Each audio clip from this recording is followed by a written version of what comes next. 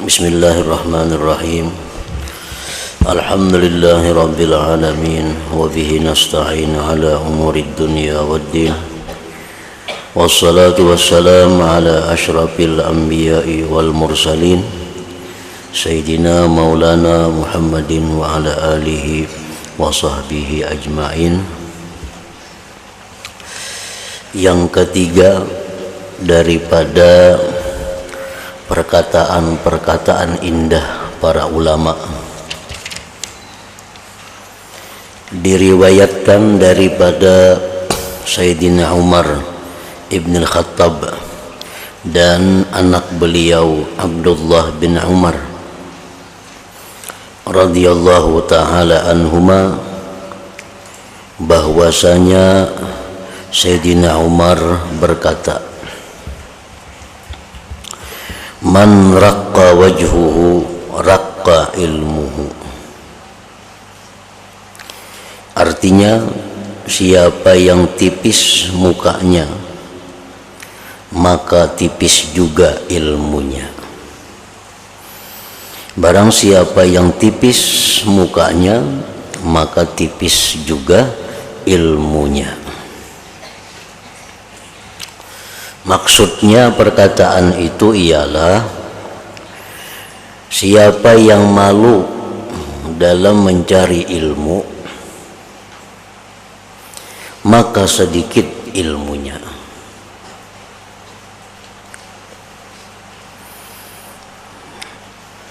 Malu ada dua macam. Yang pertama, malu hayaun mahmud. Nah, hayaun mahmud artinya malu yang terpuji. Ada hayaun mazmum, ada malu yang tercela. Malu yang terpuji itu adalah malu berbuat kejahatan, malu berbuat maksiat. Nah, itu hayaun mahmud, malu yang terpuji. Inya malu berbuat hal-hal nang kada cocok, nang kada pantas. Inya malu berbuat nang dilarang oleh Allah. Nah, itu adalah malu yang terpuji. Itu ia malu yang dikatakan Rasulullah sallallahu alaihi wasallam, al-haya minal iman. Malu itu bagian dari iman.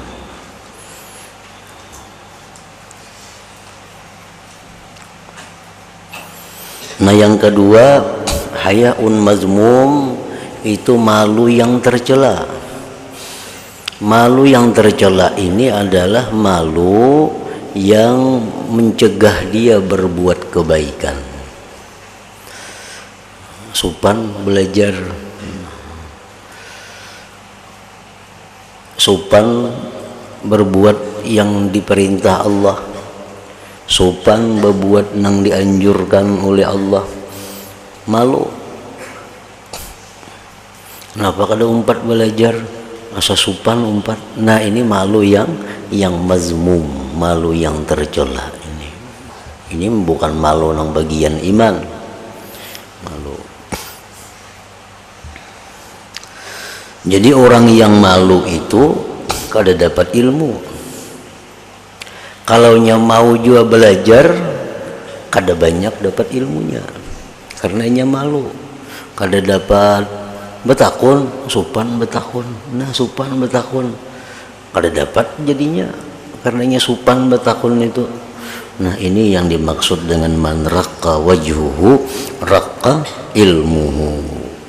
Jadi malu nang kada baik ini bisa inya kada belajar sama sekali, atau belajar juga mau tapi kada banyak dapat ilmu karena malu tadi.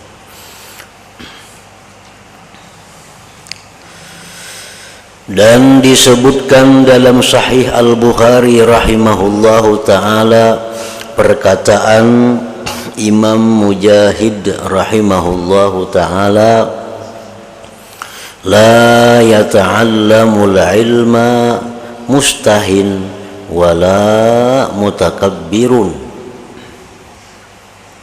Artinya, ilmu tidak dicapai oleh orang yang malu dan orang yang takabur. Orang yang merasa pintar berdahulu, orang yang tinggi hati, orang yang kadakawa dihinakan, kadakawa diremehkan, dia kada akan dapat ilmu. Kalaupun belajar juga, orang yang takabur ini ilmunya kada berikit, ilmunya kada berikit.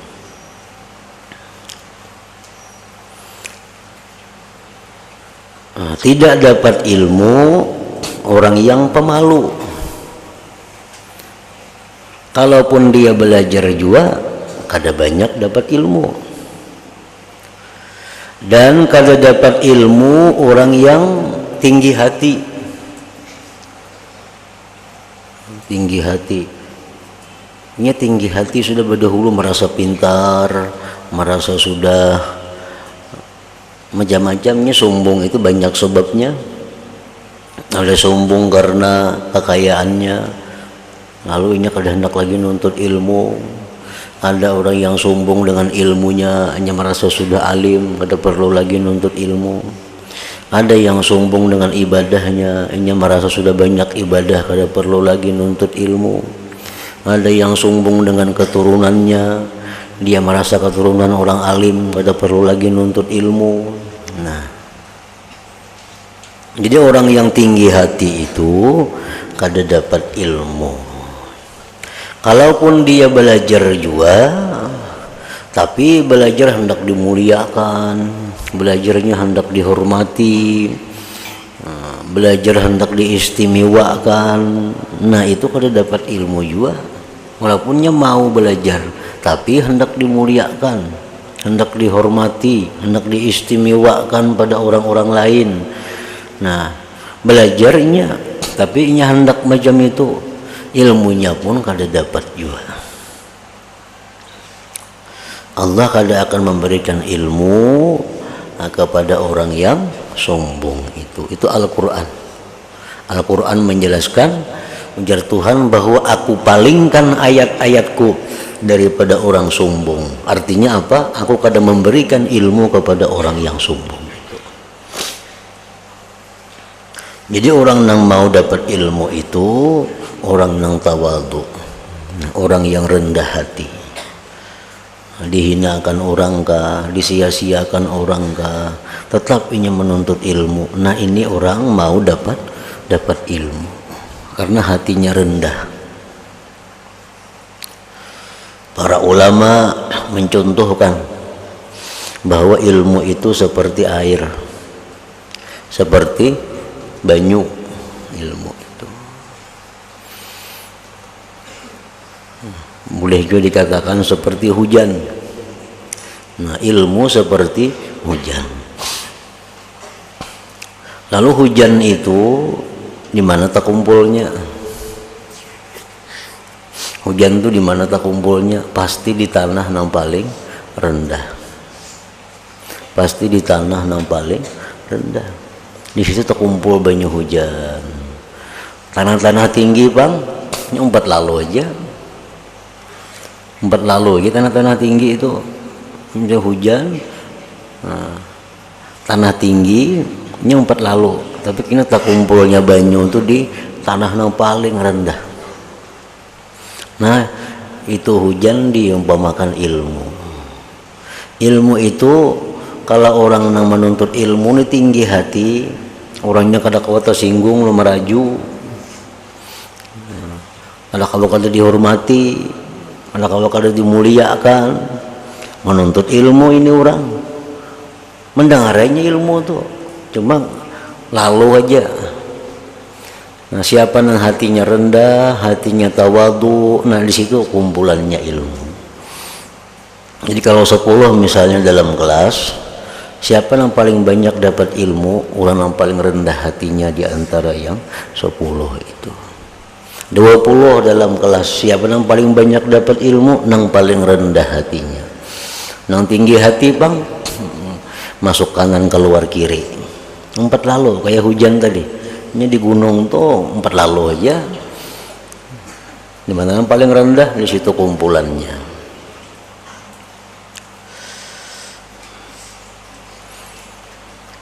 Dan diriwayatkan pula dalam kitab Sahih Muslim daripada Aisyah radhiyallahu taala anha berkata, sebaik-baik perempuan ialah perempuan Ansar, perempuan Madinah. Perempuan Madinah disebut perempuan Ansar. Apa baiknya mereka perempuan Ansar itu? Apa kelebihannya perempuan-perempuan Madinah? Mereka tidak dihalang oleh sifat malu daripada memperdalami ilmu-ilmu agama. Mereka ada malu. Mereka datang perempuan Ansar kepada Rasulullah. Mereka berkata, wahai Rasulullah, innallah la yastahi minal haq. Jadi perempuan Ansar, wahai Rasulullah, bahwa Allah itu tidak malu dari kebenaran. Kami hendak bertakun lawan engkau, wahai Rasulullah, bagaimana perempuan itu mandi junubnya, bagaimana? Bagaimana perempuan itu mandi haidnya? Bagaimana perempuan itu melayani suaminya? Namun penyupan kada takun itu bini-bini. Kada takun karena itu menyangkut masalah yang sifatnya sangat pribadi. Tapi untuk kebenaran kada boleh supan. Untuk kebenaran itu kada ada supan. Nah bila supan, nah itu kada dapat ilmu. Sebaik-baik perempuan ialah perempuan Ansar. Mereka tidak dihalang oleh sifat malu daripada memperdalami ilmu-ilmu agama.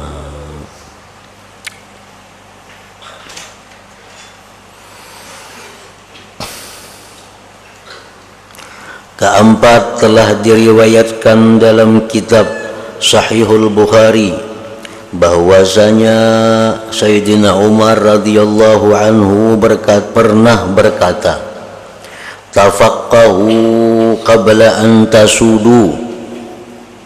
Artinya, hendaklah kamu memperdalami ilmu sebelum kamu menjadi pemimpin. Dalami ilmu, belajar ilmu, maksudnya ilmu agama yang utamanya, sebelum kamu menjadi pemimpin. Maksudnya, hendaklah kamu bersungguh-sungguh dalam memperdalami ilmu dan menguasainya ketika kamu masih muda lagi, ketika masih anum. Nah, disitulah waktu mempelajari ilmu. Ketika kamu belum sibuk dengan pekerjaan kepemimpinan, ketika belum sibuk dengan pekerjaan kepemimpinan, dan sebelum umur kamu mencapai dewasa, berhimmat menuntut ilmu. Tuntut ilmu dahulu. Ilmu yang wajib diketahui apa-apa, ilmu yang haram apa-apa, supaya kau menjauhi. Karena apabila kamu sudah dewasa dan kamu telah menjadi pimpinan yang diikuti, maka ketika itu kamu sudah tidak dapat belajar lagi karena kamu terlalu sibuk dengan bermacam-macam urusan. Dan bisa juga kamu merasa angkuh dengan sebab sudah tua dan sudah jadi pemimpin. Kita mau sudah jadi camat misalnya, ikam kena ngalih kita mengaji. Satu, banyak urusan. Yang kedua, asa supan turun. Seorang jadi camat bang sudah. Camat nang apa ada. Tapi dia merasa sombong, merasa tinggi sudah. Kan camat tuh rajanya di kecamatan. Pembakal rajanya desa, jadi pembakal bang sudah. Jadi supan turun mengaji. Jadi tuntut ilmu, belum menjadi pembakal, belum menjadi pengulu.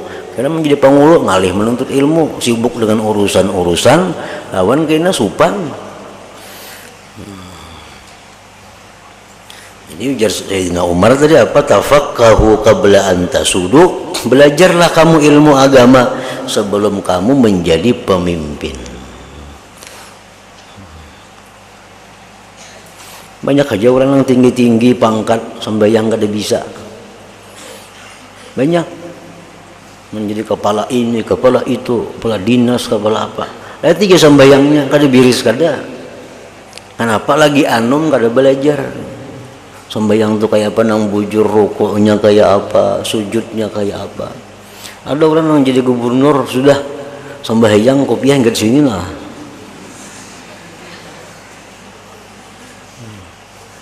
Padahal itu masalah ringan aja, masalah harian. Tapi kada tak urusi lagi itu sidin itu.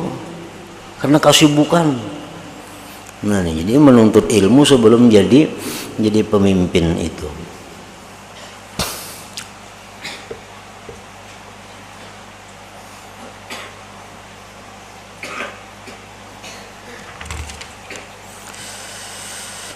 Dan kamu merasa angkuh dengan sebab sudah tua dan sudah jadi pemimpin. Sembahyang tapih tapair, sembahyang laki-laki sembahyang tapih tapair ke lantai.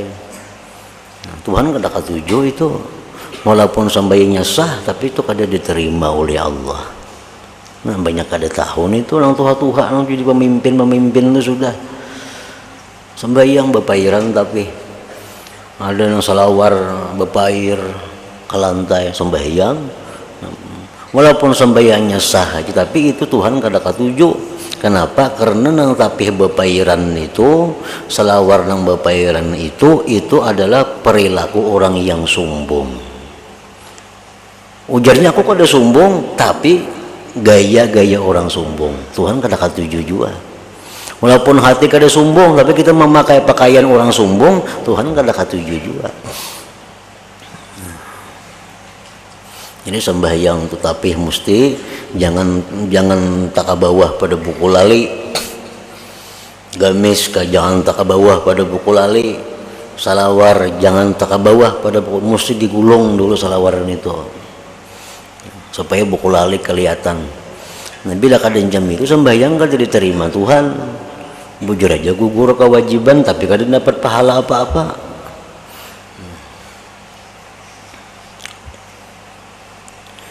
Perkataan Sayyidina Umar tadi, perkataan Sayyidina Umar radhiyallahu anhu itu hampir sama maksudnya dengan perkataan Imam Asy-Syafi'i rahimahullahu taala, tafaqqah qabla an tar'asa fa iza ra'asta fala sabila ila tafaqquhi.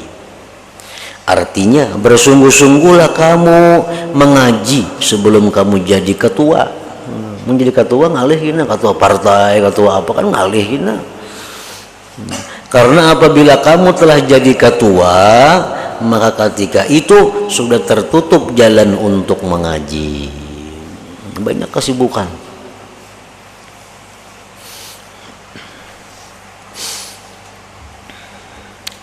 Kalimat telah meriwayatkan oleh Al-Imam Al-Hafiz Abul Baqa rahimahullahu ta'ala daripada Imam Al-Junaid Al-Baghdadi rahimahullahu ta'ala, beliau berkata, aku mendengar Imam As-Sari berkata, aku tidak suka mati di tempat yang aku dikenali. Aku kada hakun mati di tempat yang aku diketahui orang, karena aku bimbang, karena aku ragu tanah tidak mau menerima jasadku. Maka ketika itu aku akan menjadi malu. Nang basuarani urunya oleh Junaid Al-Baghdadi, Imam Sari As-Sakati ngarannya.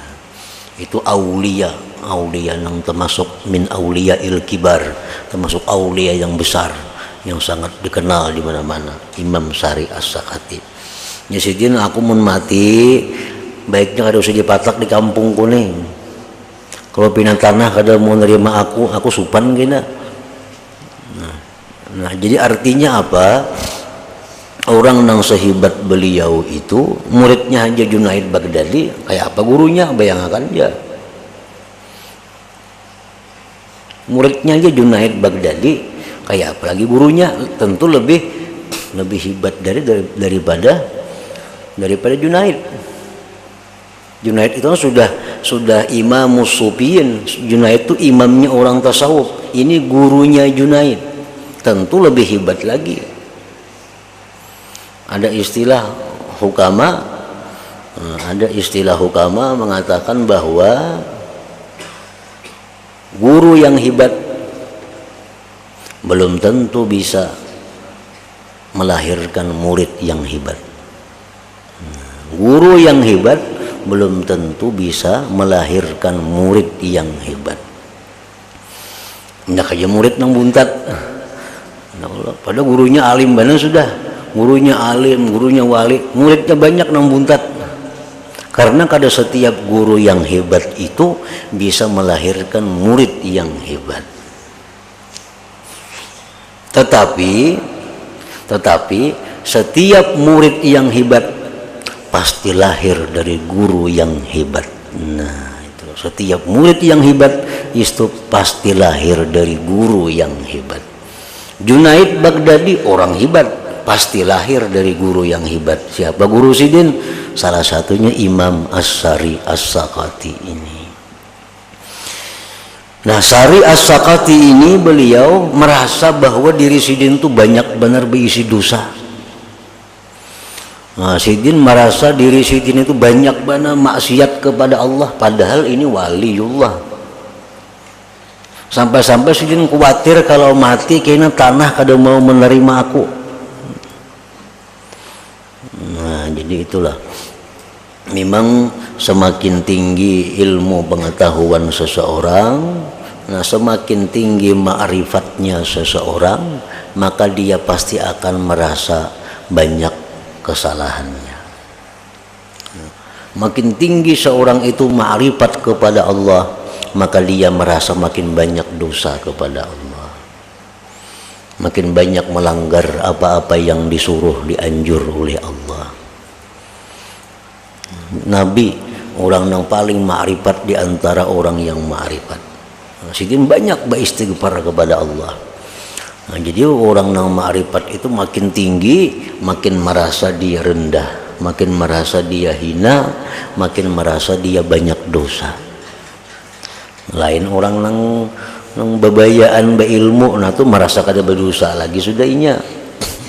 Hanya 3 bulan mengaji, asa bersih sudah diri kada sing dosaan lagi. Nah, itu orang nang hanyar mengaji. Kalau orang nang menuntut ilmu, makin lawas nuntut ilmu, merasa makin bungul. Makin lawas nuntut ilmu, merasa makin banyak dosa. Makin banyak tahu, oh ini salah sekalinya. Dikira selama ini asal bujur aja. Menuntut pulang ilmu, nah salah juga.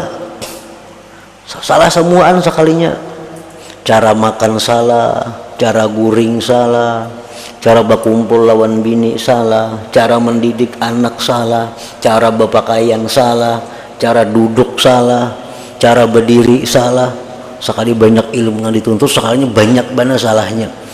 Nah, jadi makin banyak ilmu yang dituntut, orang tuh makin merasa banyak dosa, makin merasa hina dirinya di sisi Allah. Dan Imam As-Sari berkata lagi, sesungguhnya aku melihat hidungku 2 kali sehari. Bisukan kamarian sih mengontrol hidung, kontrol hidung. Kenapa garang meneliti hidung itu? Karena aku takut mukaku sudah bertukar menjadi hitam legam. Aku takutan kalau pindah bahirang muha. Jadi bisukan bercaramin, bahirang kada muhaku nih. Menurang bahuma kada kau dikontrol pang nih toh. Ini nang orang nang begadang di rumah aja. Orang begadang di rumah kada kemana-mana. Nah tuh dikontrol bisukan kawa bahirang kada muha. tina kamarian amun urang bepanas seharianan tuh makin hari makin berhirangnya, bukan berarti makin banyak dosa ada. Nah karena aku takut mukaku sudah bertukar menjadi hitam legam. Keenam di antara perkataan indah para ulama, dan berkata Al-Husain bin Arjak rahimahullah ta'ala, sebagian daripada pemberian Allah yang indah itu ialah akal, dan sebagian daripada musibah yang jahat itu ialah kejahilan. Akal ini menempati posisi yang tinggi kedudukannya, pangkatnya di dalam tubuh. Ibarat sebuah negara, tubuh kita nih, ibarat sebuah negara, tubuh kita ini, presidennya adalah roh, itu presidennya. Negara bila kada berpresiden, negara lumpuh, kacau. Sama tubuh kita, bila kada berroh, kayak apa aja hebatnya, rabah. Ya, kada berroh, matinya. Sama negara, negara itu kalau kada ada pemimpin, negara kacau, negara runtuh. Nah jadi yang paling berharga itu adalah dalam tubuh kita ini, roh itu paling berharga. Ini sintral semuaan. Bila roh ini mati, matian semuaan, tangan, batis, mata, habis kada berfungsi lagi. Jadi paling berharga itu roh. Maka oleh karena itu, bila kita mengganggu roh, apalagi sampai menghilangkan roh, maka itu dosanya sangat besar, sangat besar.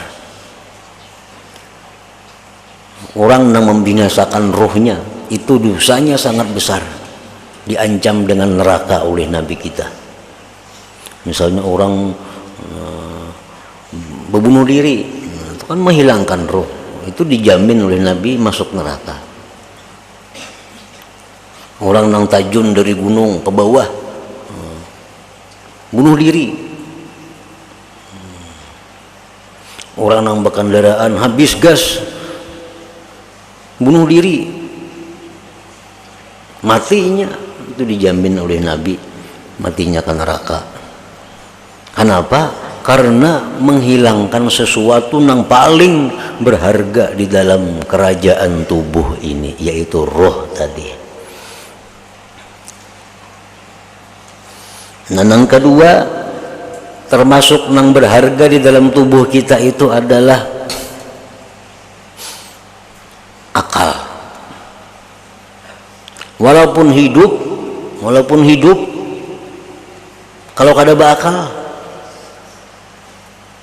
mau betilanjang di tengah pasar situnya, kada berakal. Walaupun hidup orangnya, tapi kada berakal. Maka itu dosanya sangat besar kalau kita melakukan hal-hal yang merusak akal. Dosanya sangat besar kalau kita minum, makan atau apa yang merusak akal. Makanya dilarang keras minum arak, dilarang keras kecubung, dilarang keras obat-obatan, narkoba. Kenapa? Itu merusak akal. Pada akal ini pemberian Allah yang sangat berharga di dalam tubuh kita. Akal itu kan ada orang berjual. Nah, kalau dengan diganti, kalau tangan ada tangan palsu, gigi ada gigi palsu, untuk Allah, mata ada mata palsu, samuan kawaji diganti. Tapi kalau akal, dokter mana aja kada kalau mengakali, bila akalnya itu hilang. Nah ini yang dibuang-buangnya, ini yang dirusak-rusaknya oleh sebagian manusia. Dirusaknya akal bagus, Tuhan menghendaki, dirusaknya sehingga kehilangan akal. Untung mau bebulik akal tadinya. Orang yang minum arak tuh mabuk, itu akalnya hilang, tertutup, sehingga kada tahu lagi apa-apa.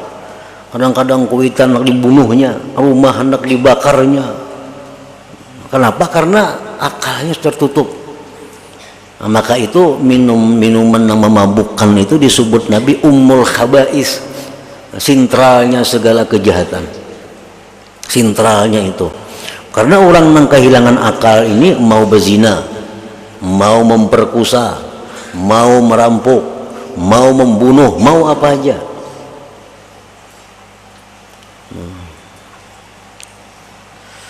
Jadi pemberian Tuhan yang indah itu ialah akal. Dengan akal inilah kita terbidak daripada binatang lainnya. Akal aja yang membedakan daripada kambing itu. Akal aja. Kalau bungas kambing saya salah. Cuma karena kita niba akal lalu kita jadi mulia, jadi terhormat. Kucing lawan kita bidaknya. Karena akal maulah kita jadi terhormat. Nah itu yang dirusak-rusak oleh kekanakan. Dan sebagian daripada musibah yang jahat itu ialah kejahilan. Siapa orang yang paling banyak dapat musibah? Orang jahil. Orang jahil. Orang kehabisan duit belum dapat musibah lagi. Orang kehilangan anak bini belum dikatakan musibah yang besar lagi. Tapi kalau orang kehilangan akal, nah itu musibah besar sudah. Musibah besar.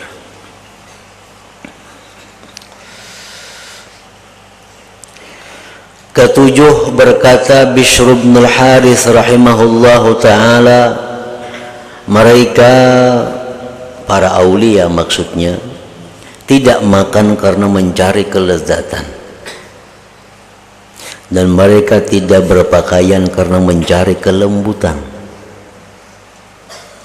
Jadi para aulia itu mereka makan makanan apapun bukan mencari lezatnya.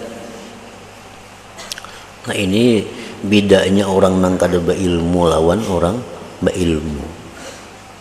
Mereka berpakaian yang bagus-bagus bukan mencari lembutnya.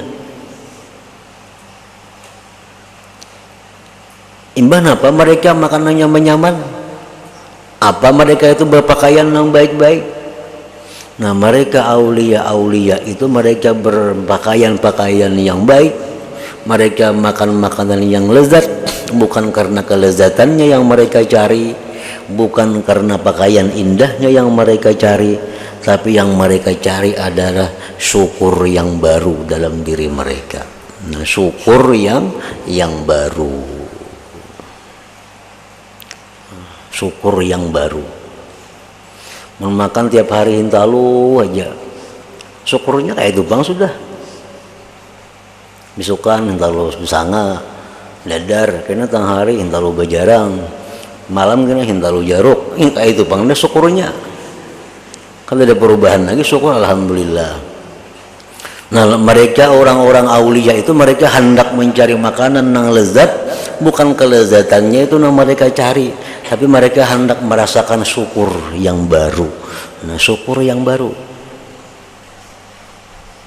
Jadi kalau selama ini syukur lawan Tuhan, diberi Tuhan makan hintalo, hendak kayak berubah syukur diberi Tuhan makanan daging, makan apa misalnya. Nah, jadi sedikit aja bedanya, makannya sama, caranya sama, tapi niat mereka beda.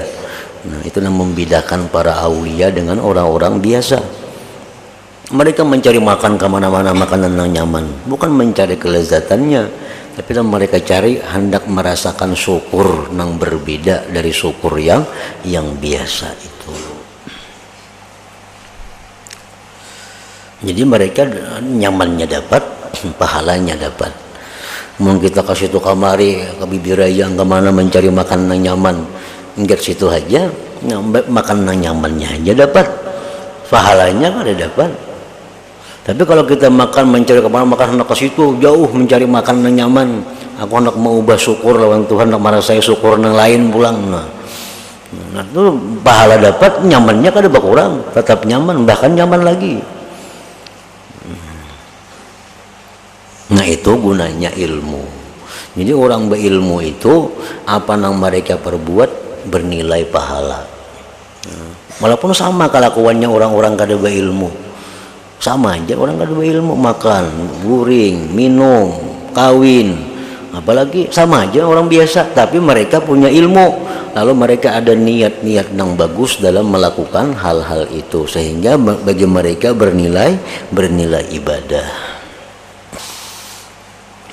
Lalu kemudian beliau Bishr bin Haris tadi berkata, inilah jalan akhirat dan jalan para anbiya dan orang-orang yang saleh dan orang-orang yang mengikuti mereka itu. Maka siapa yang menyangka bahwa ada jalan lain daripada ini, maka sebenarnya ia adalah orang yang tertipu. Jadi jalan itu jalan ng para nabi, jalan para aulia, itu jalan menuju keridaan Allah, jalan menuju kepada surganya Allah.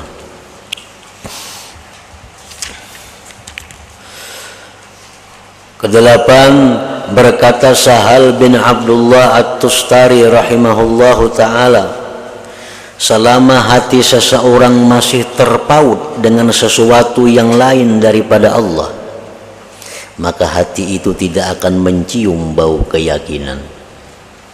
Arti terpaut itu apa?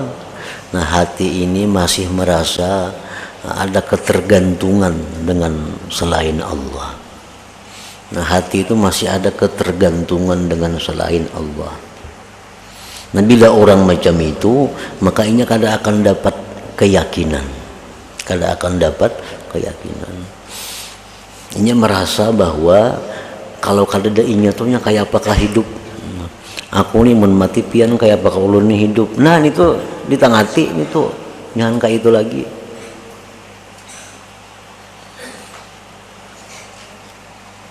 Ulun nih mun pian mati kayak apakah ulun. Jawab apa yang baik pada ini mun aku mati. Nah, habis kisah. Supaya jangan bergantung lawan makhluk. Karena bila hati macam itu aja, kada akan mencium keyakinan. Pada keyakinan itu adalah merupakan modal daripada keimanan. Modal daripada keimanan.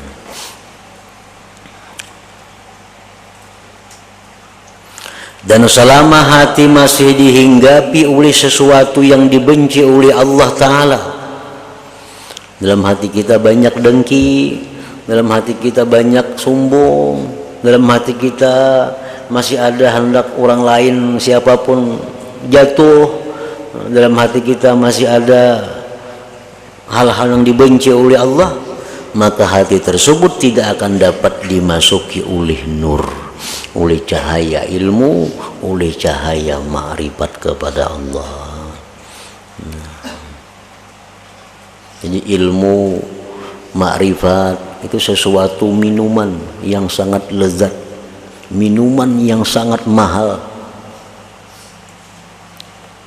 Ada minuman yang mahal, contohnya mahal macam apa? Macam kopi luwak, contoh itu minuman yang mahal, secangkir aja beratus ribu. Nah, kopi juga, kopi itu dimakan oleh musang, nah, dikalawarakannya kopi luwak karanya secangkir 100.000 nih tuh. Kopi biasa beberapa pak 100.000 nih tuh. Nah, ini minuman yang mahal, minuman kelas. Nah, tentu minuman yang mahal itu kita kada akan meletakkan, menuangkan di cangkir yang murah. Kalau cangkir-cangkir plastik kada mau. Mau cangkirnya cangkir nang sembarang cangkir seng kada mau. Cangkirnya cangkir keramik, cangkir yang bagus dan bersih. Nah, jadi sesuatu yang berharga itu pasti kada akan ditempatkan kecuali pada sesuatu yang bersih, yang indah, yang aman. Yang aman.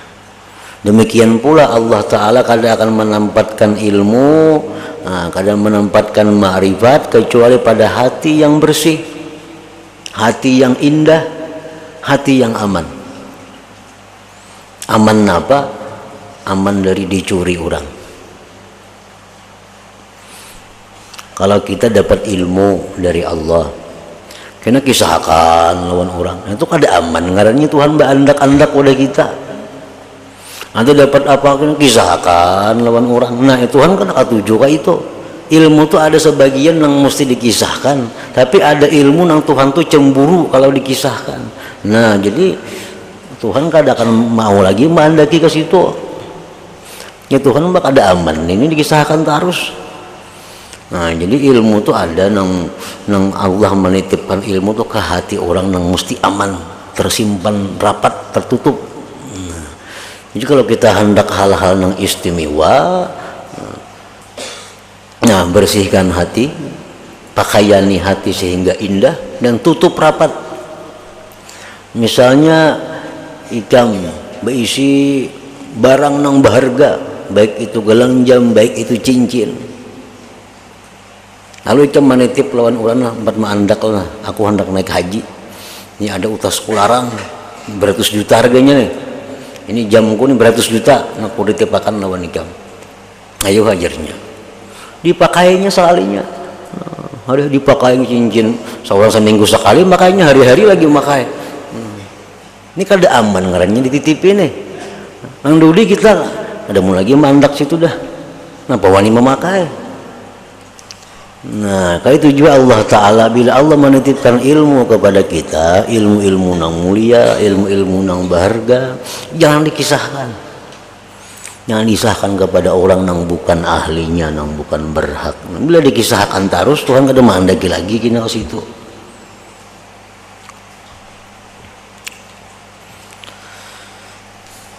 Nah, jadi dan selama hati masih dihinggapi oleh sesuatu yang dibenci oleh Allah Ta'ala, maka hati tersebut tidak akan dapat dimasuki oleh nur, cahaya ilmu, cahaya ma'rifat. Nah, ingat situ dulu. Ke-9 berkata Bishr bin Harith rahimahullah ta'ala, ila hadratin Nabi sallallahu alaihi wasallam al-Fatihah. Iyyaka na'budu wa iyyaka nasta'in ihdinas siratal mustaqim. Bismillahirrahmanirrahim. Alhamdulillahirabbil alamin. Allahumma shalli wa sallim ala sayyidina Muhammad wa alihi wa sahbihi ajma'in. Allahumma ighfir lana ma akhta'na wa ma ta'ammalna wa ma asrarna wa ma a'lanna wa ma asrafna wa ma anta a'lam bihi minna. Antal muqaddimu wa antal muakhiru, la ilaha illa anta. Allahumma anfa'na bima 'allamtana wa 'allimna ma yanfa'una wa zidna fahman wa ilman wa amalan wa hudaw wa tawfiqa bi rahmatika ya arhamar rahimin. Sallallahu ala sayyidina Muhammadin wa ala alihi wa sahbihi wa sallam. Alhamdulillah rabbil alamin.